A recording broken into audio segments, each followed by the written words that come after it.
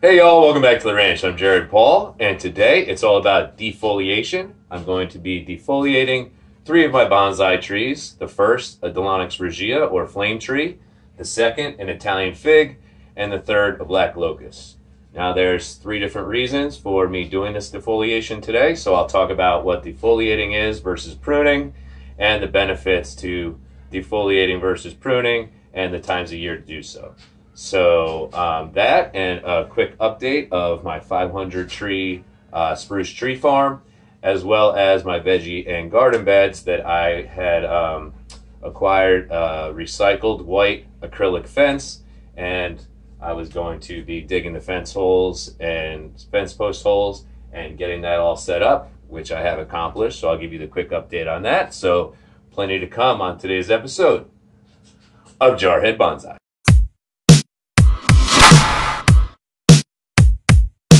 So here we have my black locust tree and an avocado plant growing tall above it. The intention of this planting, before this black locust grew all crazy and actually caught up to the avocado, was to have the avocado plant represent a nice tall palm tree in the tropics, with a tropical gnarly deciduous tree beneath it.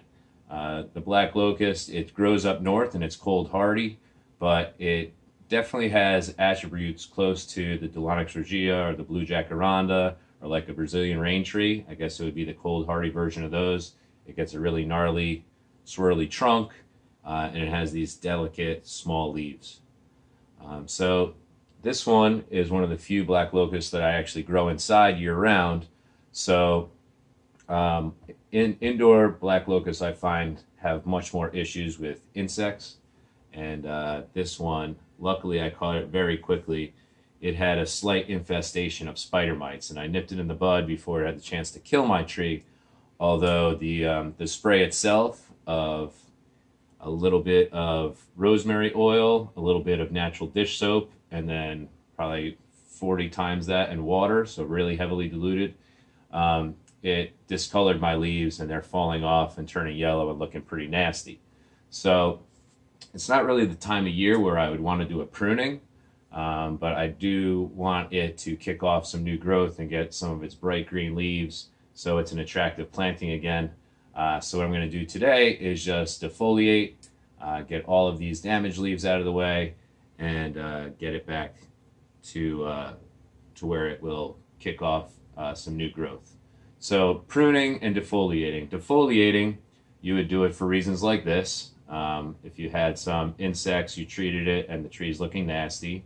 Or if it's an indoor tree, it may not understand what dormancy is. So it could have some really old growth that the leaves, just no longer are nice and healthy and looking great.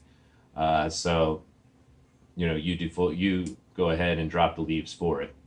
And third, if you were doing like a show, or you wanted to take some pictures of your tree, and you wanted to get new growth. The new growth is typically smaller, so on pretty much any bonsai tree, but especially younger bonsai trees, the smaller growth with the lack of ramification will give it an appearance of that tiny tree to scale to a full-size tree. Hopefully that made sense. So those are the three cases in which you would defoliate.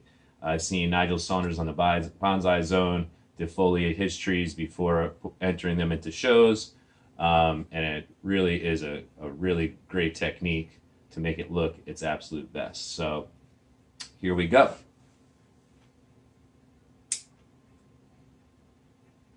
So I'm not cutting into any of the old wood or any of the branches that actually have that woody characteristic. I'm just cutting off these little, basically these are like leaves, these little branches. They're not going to branch off from here. That's pretty much it.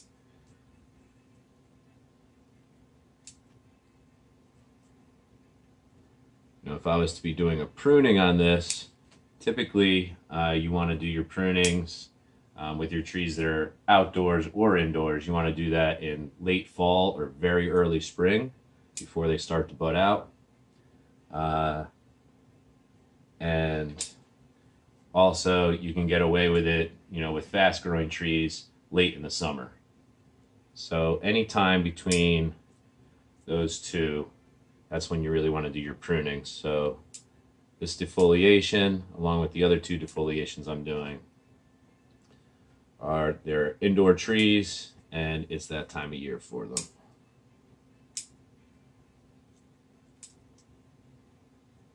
The black locust grows surprisingly quickly. It'll hit these little growth spurts, and before you know it, you have 6 to 12 inches grown out of nowhere. But they also really attract a lot of bugs. These get scale insects. I've had them get green aphids, black aphids, and of course, spider mites. If you have not had spider mites yet, you consider yourself lucky and stay ahead of that.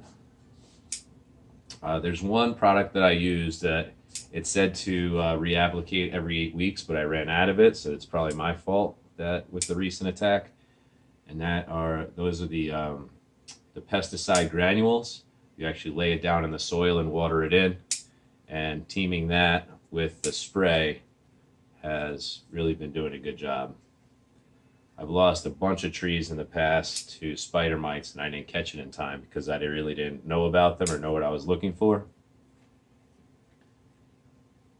You got to catch spider mites very quickly. So if you don't know what spider mites look like, I would go ahead and look that up on Google just to get the visual. But really, you get some webbing in the crotch of the new growth, and before you know it, the thing will be covered in this really fine webbing and these tiny orangish brown little specks, which are the mites themselves, and they will wreak havoc on your tree.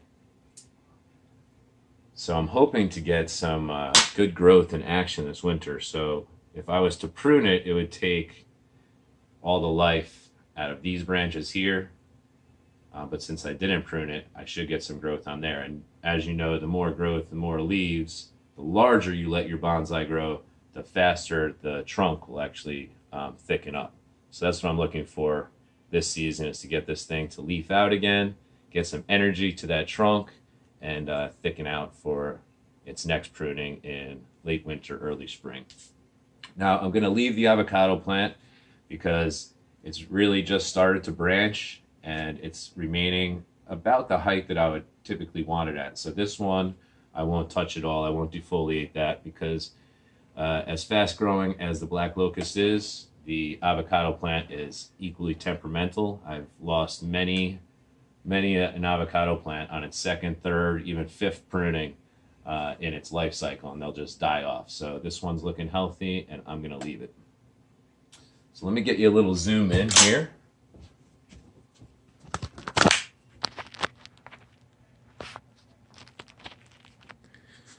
Okay, so this is what I'm talking about.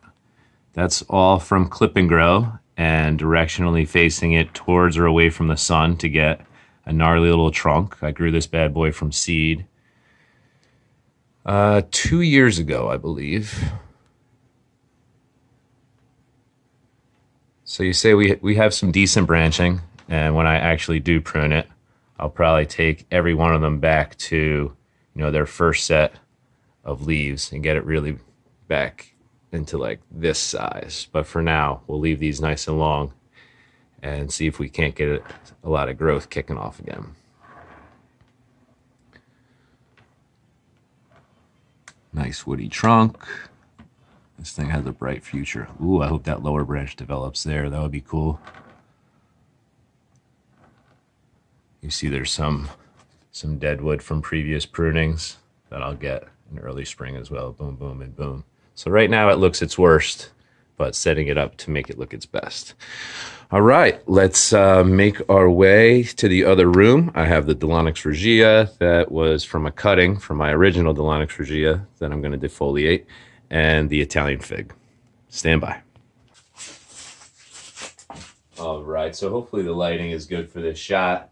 In the plant room, I have a nice set of sliding glass doors and all windows there, and then an open bay window here where I could stack some of my bonsais. However, it's always better if you have light behind the camera, and I have no non-natural lights in this room. So hopefully you can see the plant clearly and me clearly, but most importantly the plant. So Here we have a nice, long, and gnarly little cutting that's grown very well from a Delonix Regia. I have some really new, attractive growth starting here way back, and I'd like to add some branches to it because it's part of this really cool monster planting where I have bamboo, all from cuttings. I have zigzag cactus from a cutting, some version of a crawly cactus that I got from a cutting from my Barberdale, and pencil cactus cutting in there, and then of course this ginormous Italian fig cutting. Now, I had said I'm defoliating for all different reasons. With this one, this was not spider mites that attacked this bad boy, but some green aphids were on it, and it was really making the foliage nasty, and it gets all like sappy, and there were some scaled insects as well. So I sprayed it with that same solution, and same kind of thing happened as on the other tree. So like the black locust, the leaves that were sprayed up underneath and all that, I don't know if they were then fried there in the sun or what, but they've turned yellow, and it's such a fine leafed tree that you bump into it and they shake all over the rug. So not only is it ugly, but it's making a mess. So I have never cut this cutting. I've never pruned this cutting. And I'm not going to start today, but what I am going to do is remove the growth and see if we can't get some back budding here, or at least get some energy to this little guy here so that we can get a separate branch closer to the pot. So these are all cuttings, and I'm not trying to keep it tiny like a bonsai. I want it to be kind of a wild, crazy little jungle of trees, but within reason, of course. I don't want this thing to reach out so far that it's tipping the pot over. So I'm just pruning the actual leaves is what I would call these. I wouldn't consider this a branch. I would consider this a leaf, okay? Because if you cut it halfway, you're not going to get back budding and branching there. It's just going to die off anyways. So you don't want to prune it too close to the trunk. What will happen are what you leave, the little stem of the leaf that you leave, in a week or so, it'll turn yellow and it'll either fall off on its own, or you just pretty much wiggle it and it'll fall off without damaging the trunk at all. Oh, there was one right there from previous. So the top leaves on this, they didn't really brown up because they didn't have the green aphids. However, I don't want it to just have the top leaves and continue to grow out towards the window with nothing back here. So I'm going to take them all off.